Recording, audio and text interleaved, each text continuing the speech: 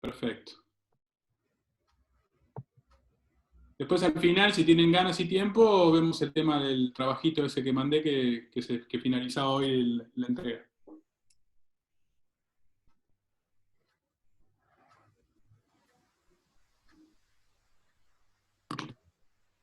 Bueno, 2 minutos más y si no largamos. No, pero aparte con este límite de tiempo de los 40 minutos es como que hay que hacerlo rendir.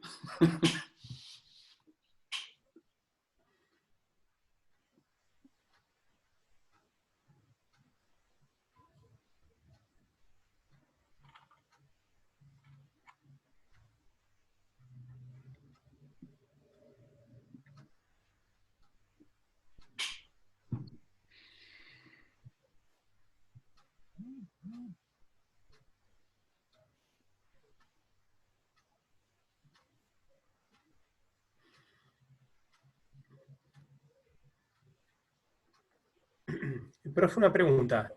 Al parcial accedemos por la página, ¿no? El parcial se va a, sí, se va a hacer digamos, en el CIUF, se llama, en el campus virtual, digamos, de la facultad. En el, Ciudad Guaraní. exacto. En el Moodle, en lo que sería la plataforma Moodle. Ah, hay que bajarla entonces. Sí, digamos, ustedes cuando ingresan, ingresan a las clases del doctor Herrera y el doctor López por ahí, o sea, tienen el material de acceso, es el mismo acceso, digamos. Ahí va a estar puesto el examen. ¿Sí? Bien. Ingresan directamente por la página de la facultad, tengo entendido. Yo no he interactuado. No sabía que era Moodle eso. Claro, eso es Moodle, sí, en realidad eso es Moodle. Bien, gracias. No, por favor.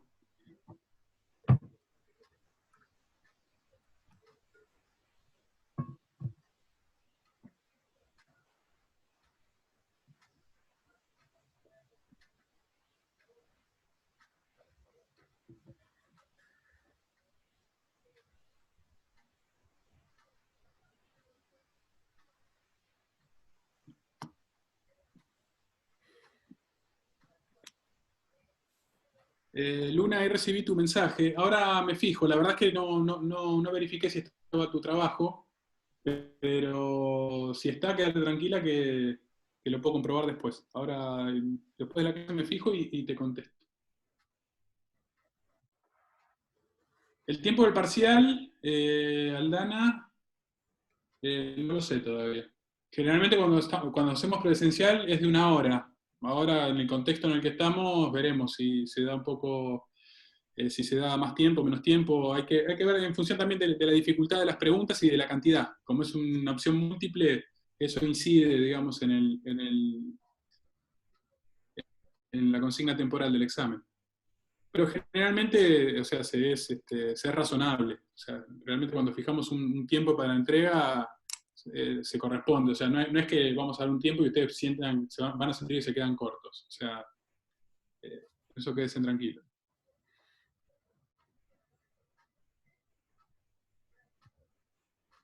Bueno, son y 11.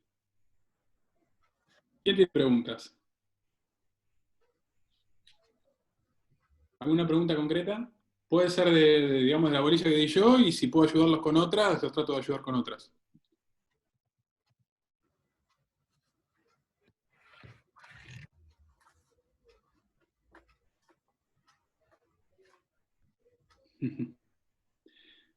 María Luz Ferrari. El artículo 25 de la ley, en realidad lo que plantea es el conocido plazo de caducidad. Yo les diría que no se preocupen tanto en este momento por ese artículo, sepan en definitiva que es una prerrogativa procesal. En realidad el análisis del plazo de caducidad tiene que ver con llegar a tiempo a impugnar un acto administrativo ante la justicia. La normativa nacional, y la provincial también, fijan ese plazo en 90 días, digamos, a computar desde la notificación del acto definitivo y que agota la vía, ¿sí? El dictado por la autoridad con competencia resolutoria final o delegada. O eventualmente el acto que resuelve un recurso de revocatoria cuando haya sido el acto originario dictado por ese mismo, digamos, por esa máxima autoridad. Pero no se preocupen por eso, porque eso en realidad es más propio de la bolilla de contencioso administrativo que está en la segunda parte. Sí entiendan ahora que para llegar a computar el plazo lo que tenemos es que agotar la vía, y para agotar la vía lo importante sí son los recursos que vimos, sobre todo el recurso jerárquico, ¿sí? Que es el único obligatorio para agotar la vía. A partir de que la vía está agotada, tiene, digamos, cobra relevancia, cobra protagonismo este plazo de caducidad del artículo 25. Después lo que vimos es, en realidad el artículo, este plazo de 90 días y 30 más, no es para 25, es para el reclamo previo, ¿sí? Del artículo 30. Perdón, a ver, que tampoco es este plazo. Están mezclando los plazos con el artículo. Pero lo que explicamos en reclamo previo, ahí entra Yasmín.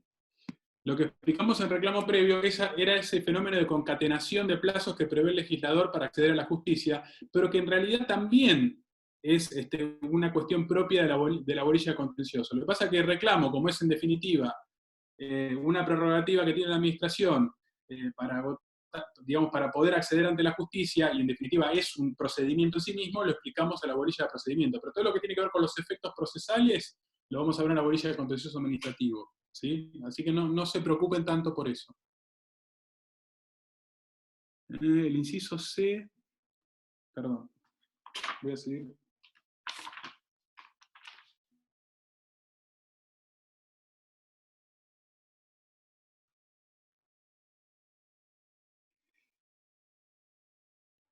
María López está preguntando sobre el artículo 25, inciso C, que tiene que ver con el plazo de caducidad del que estamos hablando cuando se resuelven, digamos, cuestionamientos individuales al reglamento. O sea, cuando la administración dictó un acto que aplica la norma reglamentaria, ¿sí?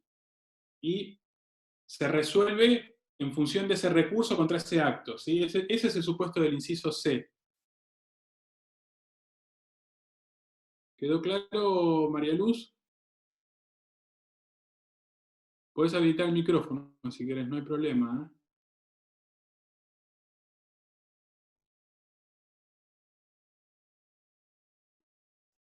Bueno, a ver.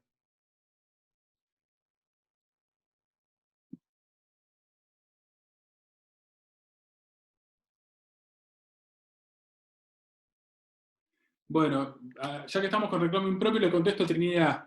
Ustedes ven la pregunta de Trinidad, dice que no queda claro para ella la diferencia entre el reclamo impropio, que sea de forma directa o indirecta. Bueno, está conectado un poco con lo que hablamos recién del inciso C.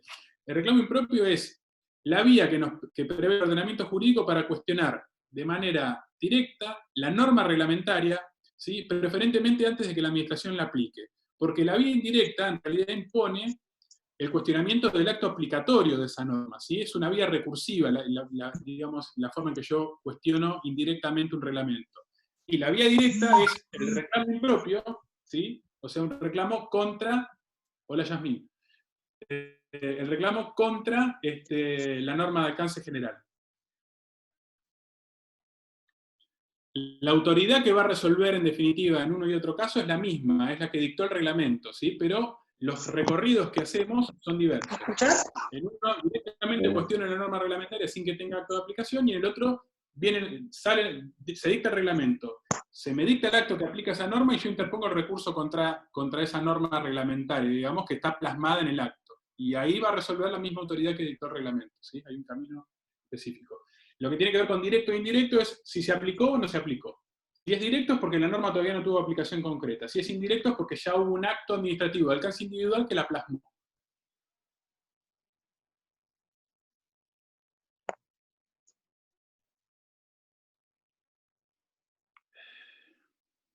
A ver.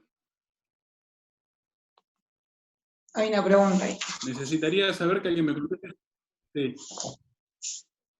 Necesitaría saber si lo que dije le resultó claro. Alguien, a ver, que me diga si se entendió. Sí, por lo menos lo entendí. Bien. A ver, Leonardo. Problemas para entender la diferencia entre vocación, entre provincia y nación. En realidad la vocación es una manifestación del poder jerárquico siempre, ¿sí? Es el órgano superior que ingresa a conocer de un asunto que está tramitando ante el inferior, ¿sí? En ejercicio de ese poder jerárquico, lo que puede hacer es ingresar, o sea, de alguna manera está salteando un paso dentro de lo que es la pirámide. Lo que tiene la vocación como límite, tiene un solo límite, por lo menos lo que yo recuerdo, esto es bien propio de organización administrativa, pero que es que el órgano, digamos, inferior tenga una competencia o una asignación especializada.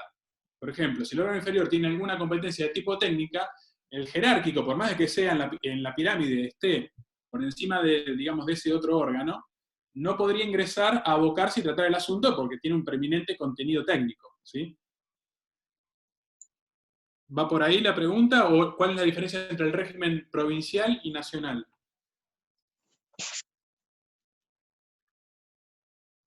Tendría que revisar la norma de provincia. Estás con el micrófono apagado, Leonardo. Sí, la diferencia era justamente entre cómo se aplican nación y provincia, porque por lo que yo tengo, Sí, dame un segundo, sí. la vocación es por regla procedente en nación, salvo que no, la Claro. norma diga lo contrario. Y en provincia, que para que sea presente tiene que estar autorizado. Para que tenga que estar Y no tiene autorizado que por estar una... previsto en la norma como posible, digamos. Quiere decir eso. Que, digamos, por regla en nación, cualquier órgano superior puede abocarse a tratar lo que esté en manos del inferior, salvo esta cuestión de la especialidad. Y en provincia, aparentemente, la regla es autoritativa, o sea, el órgano jerárquico superior se va a poder abocar en tanto la norma de antemano lo establezca como posible, como posibilidad. ¿Sí? Lo que es el diseño de la estructura, digamos, tendría que estar habilitado. Perfecto, muchas gracias. ¿Sí? No, nada.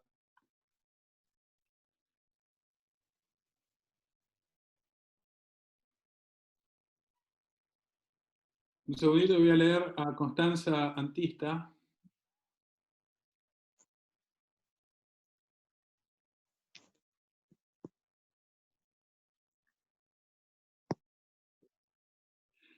Constanza, ella pregunta sobre, si entiendo bien la pregunta, ella está consultando sobre la posibilidad de que la administración dicte un acto una vez que se configuró el silencio.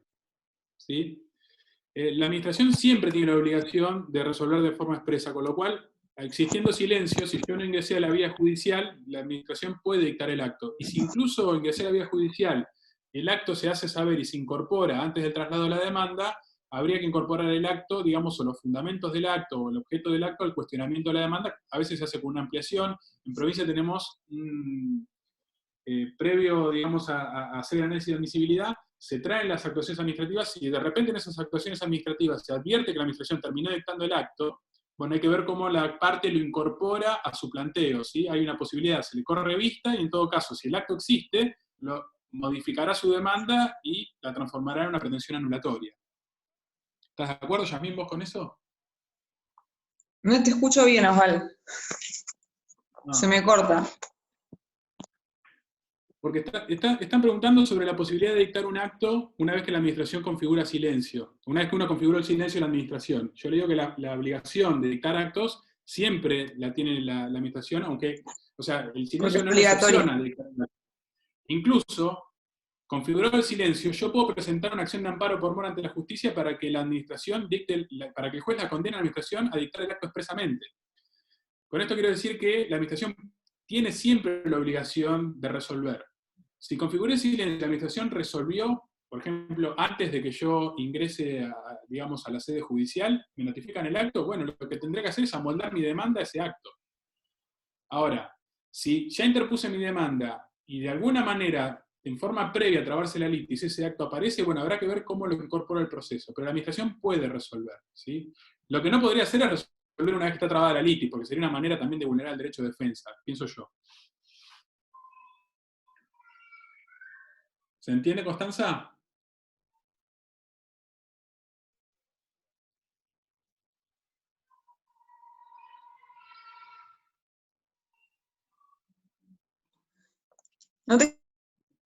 No me contesta Constanza, voy a pasar con la pregunta de Mariana Santini.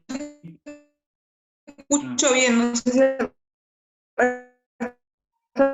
te escucha. No, debes tener problemas con la velocidad. ¿El resto me escucha bien a mí? Sí, Me quedas como cuando te escucha. Sí, pero ya sé eso porque debe ser la velocidad de la internet ahí que tenés vos. Porque los chicos me dicen que me están No, escuchando se me bien. quedas como Y vos también.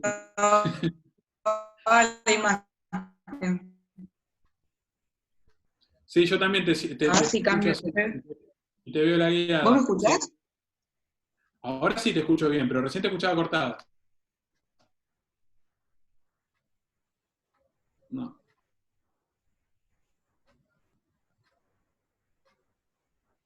Bueno, Yasmín está congelada. Voy a seguir con... A ver, un segundito. Entonces, ¿a qué se refiere esa abstención que menciona el artículo? Claro, la traba de la litis es una cuestión propia del proceso. Tiene que ver con la parte procesal, con la parte del juicio ante un juez, digamos. Es cuando se contestó la demanda, o eventualmente cuando venció el plazo para hacer, que queda delimitado el objeto procesal. Esa es la traba de la litis, pero es para verlo después, en todo caso. Me adelanté un poquito con la explicación como para contextualizar que la administración tiene la posibilidad de resolver aunque haya configurado silencio.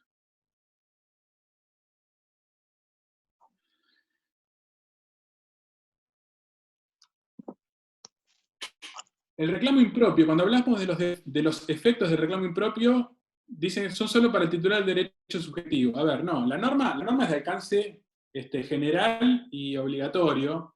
El derecho subjetivo es lo que el reglamento, es lo que, sí, el reglamento, bien digo, establece como presupuesto para poder impugnar de manera directa una norma de ese tipo. Pero los efectos, habíamos hablado que si la administración decide recoger el planteo, digamos, impugnatorio que yo hago a través del reclamo impropio contra la norma de alcance general, debiera ser, como el resultado de la administración, una derogación total o parcial de esa norma, ¿sí? En cuyo caso va a tener efectos generales para todos aquellos sujetos que hubiesen estado interesados en la misma impugnación, digamos, ¿no? Ahora, dijimos que si íbamos a la justicia, esa controversia sobre la norma reglamentaria, en sentencia, en principio, tendría alcance entre las partes solamente. O sea que la norma se inaplicaría para quien accedió a la justicia. Hubo algunos casos en los cuales la justicia en sentencia les dio alcance general a la sentencia y la resolución del caso fue más allá de los litigantes, digamos.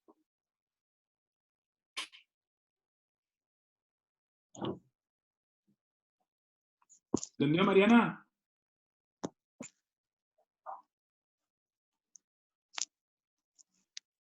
A ver. Yo les propongo, porque me pierdo en el chat, yo les propongo que se habiliten el micrófono y hagan la pregunta directamente. Y como hicimos con Leonardo recién, es más fácil, me parece, así le damos hacemos la pregunta, contesto, si hay repregunta, la volvemos a formular y después pasamos con otro. ¿Quién quiere preguntar? ¿Aldana? Ahí te escucho mejor, Osvaldo. Ah, perfecto. Saqué la conexión. Ah, bien, bien. No sé si querés que hagamos hincapié en los temas que vamos a tomar para apuntalarlos un poco para el examen. Yo no, los chicos seguro que sí quieren. Bueno, vos no, pero Sí. como no tuvieron Sí. clases vía Zoom conmigo, de la parte de fuentes, de todo lo que vi, de lo que vieron, obviamente que siguiendo el libro de Balbín, me gustaría que hagan hincapié particularmente en lo que es la Constitución como fuente del derecho administrativo y todo el reparto de competencias que se cristaliza en la Constitución respecto del gobierno federal y los gobiernos provinciales y el régimen municipal. Yo les di una guía sobre la clase, tomen eso como guía para ir estudiando y amplían los contenidos con el libro de Balbín. Eso para la parte de fuentes, ¿sí? Además de todas las otras fuentes las tienen que estudiar porque puede haber alguna pregunta sobre ese tema. Pero hagan hincapié en el tema de en la Constitución como fuente y en las competencias del gobierno federal y gobiernos provinciales. En la parte de reglamentos también, tengan identificados bien los 4 tipos de reglamentos que vimos, los requisitos que establece la Constitución, ¿sí? Para los reglamentos delegados y los DNU, sepan diferenciarlos. Las preguntas van a versar más o menos sobre esos, van a girar sobre esos temas. No sé si vos querías agregar algo, por ahí me estoy olvidando. No, lo que sí, vi la segunda parte de la pregunta de Constanza, que no la había visto, sobre la vía de hecho. Lo que quiere decir la norma esa, Constanza, perdón, Yasmín, después volvemos ahí, pero no me quiero olvidar para que no quede colgado, porque si no le di una respuesta incompleta. El artículo 9, ¿cuál es la idea de la vía de hecho? Es que la administración no ponga efectos, digamos, adelante, efectos jurídicos o materiales de determinados, digamos, de los actos, primero, sin haberlos dictado, que no lleve a cabo la conducta material o jurídica sin que se dicte el acto, o sea, esa manifestación de voluntad formal que, digamos, preestablezca cuáles son esas consecuencias, esos efectos. Pero también la vía de hecho encuentra un supuesto en la ley que estando aún pendiente algún recurso administrativo. Sí, para que la administración no pueda poner en marcha los efectos de ese acto recurrido, la norma tiene que decir que el recurso tiene efecto suspensivo, si no, no hay vía de hecho. ¿Sí? Hay vía de hecho cuando se ponen en marcha los efectos o acciones materiales que no tienen un acto previo, o que el acto se dictó y se ponen en marcha sus efectos sin que esté todavía notificado, o también había de hecho cuando tenemos acto, está notificado y está recurrido, pero la norma marca que ante el recurso se suspende esa ejecutoriedad. ¿Sí? Entonces la administración, si tengo una norma que dice que están suspendidos los efectos, no puede ponerlos en marcha. Y ahí tenemos vía de hecho como tercer variable, digamos. Ahora, ¿contesté tu pregunta, Constanza?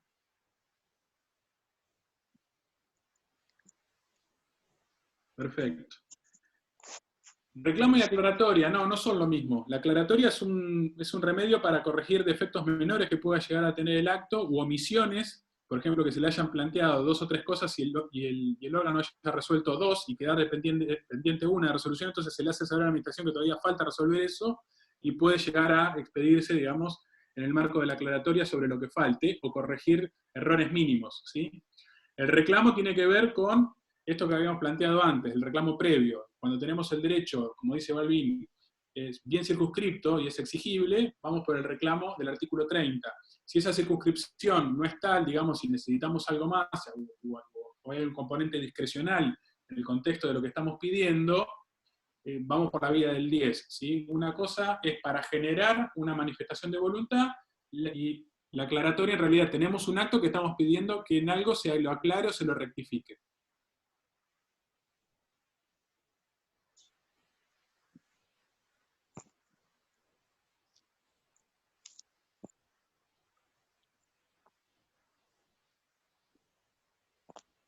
Vicky García, sí, la respuesta era el recurso de alzada. Sí. ¿Qué otra pregunta, chicos?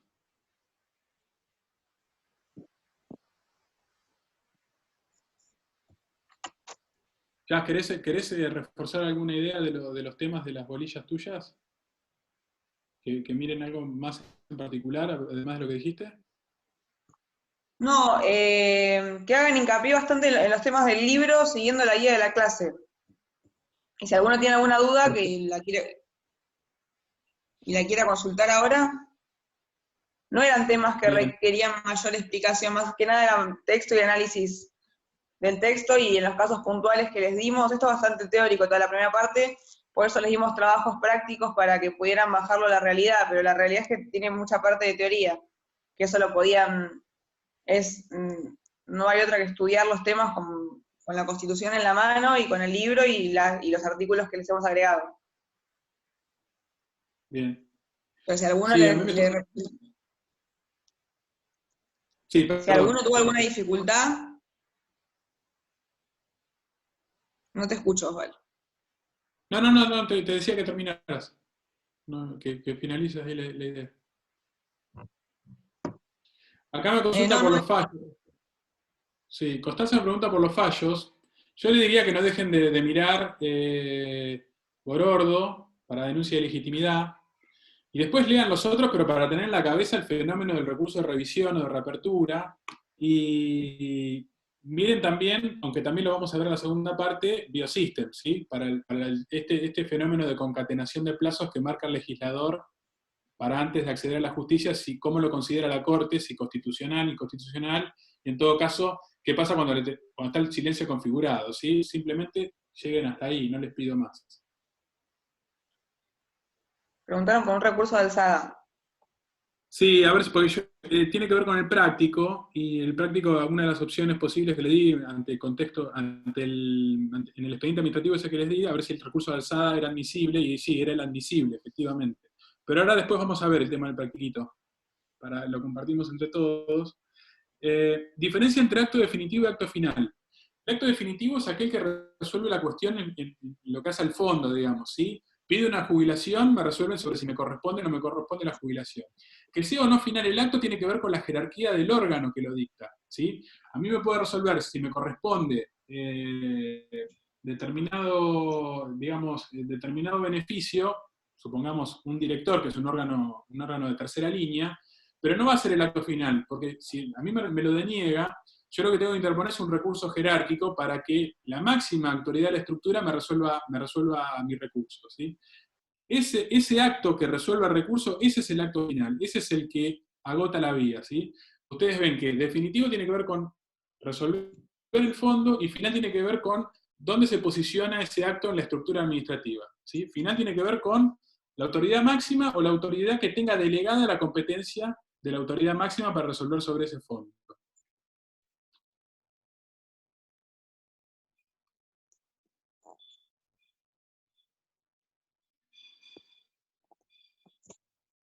No, Oscar, por supuesto que podía pasar a la instancia judicial. El tema era si había recurso disponible, digamos. Si yo tenía la intención de interponer un recurso, si había alguno disponible. Y la respuesta era el de alzada, digamos.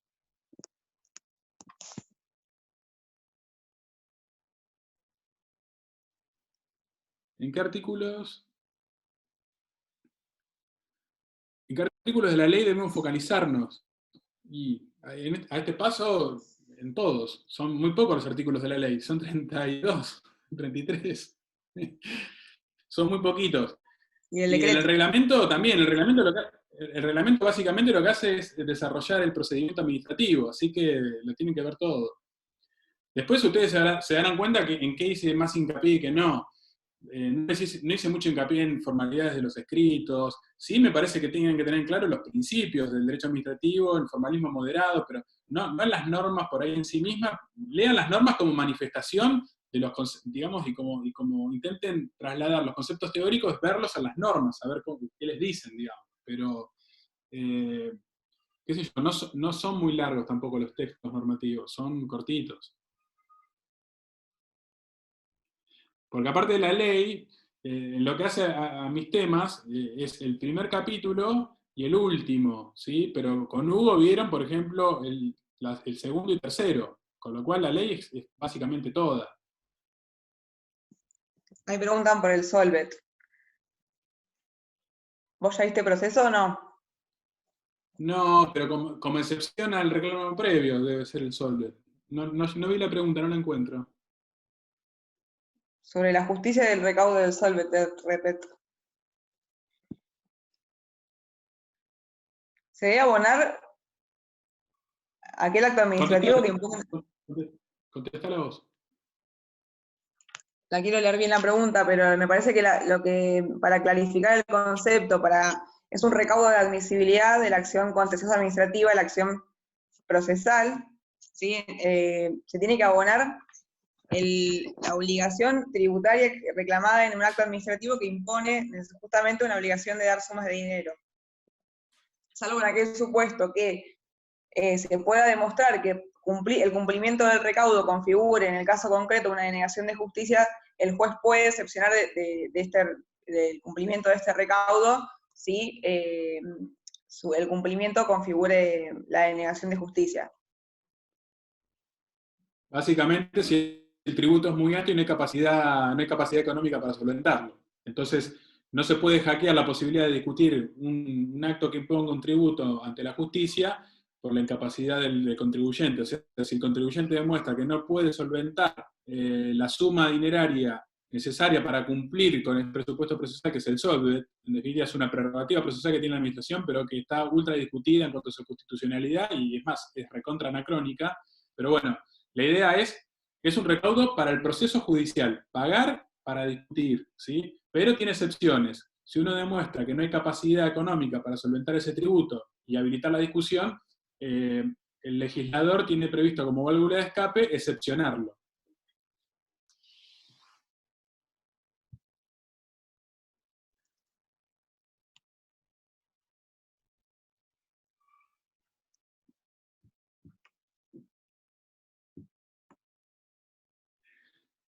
Diferencia entre acto de mero trámite e interlocutorio, Eduardo. El mero trámite es aquel que impulsa el procedimiento, ¿sí? El que no define demasiado, ¿sí? Lleva a cabo el procedimiento, ordena medidas menores. El interlocutorio es aquel que requiere sustanciación previa. O sea, si tenemos más de un sujeto interesado en el acto que se va a dictar, sea un acto a instancia, digamos, de un proceso de parte, o que se esté cuestionando en un procedimiento, digamos, recursivo, digamos, previo al acto, digamos, previo al dictado del acto o luego del acto con el recurso, el interlocutorio es aquel que reclama escuchar a todos los que estén interesados en lo que la administración va a resolver. Entonces, hay sustanciación, que quiere decir, hay traslado y hay que escuchar a todos los que estén interesados en ese acto, que estén siendo parte en ese procedimiento, ¿sí? Entonces, el acto interlocutorio se conforma de ese estadio previo de bilateralización, entre comillas, que existe, y resuelve algo, digamos, en particular. No sé, qué sé yo. Citar, si tenemos dos partes, si debemos citar o no a algún tercero que pueda llegar a estar interesado también. Se bilateraliza y se escucha las partes y se resuelve si se cita o no. Eso sería un interlocutorio. O la modalidad de llevar a cabo algún tipo de prueba especial, etc. Se va a escuchar las partes y la administración va a decidir. Después de haber escuchado, el acto que se dicta y resuelve es un interlocutorio.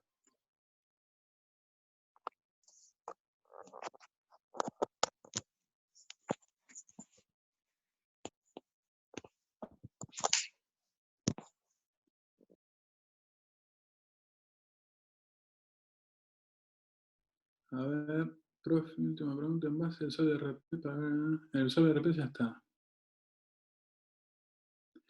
Las medidas cautelares se aplican solo en el proceso contencioso. No, habíamos visto que en el contexto de los recursos administrativos está la posibilidad de solicitarle cautelarmente o que la administración dicte de oficio cautelarmente la suspensión de los efectos del acto.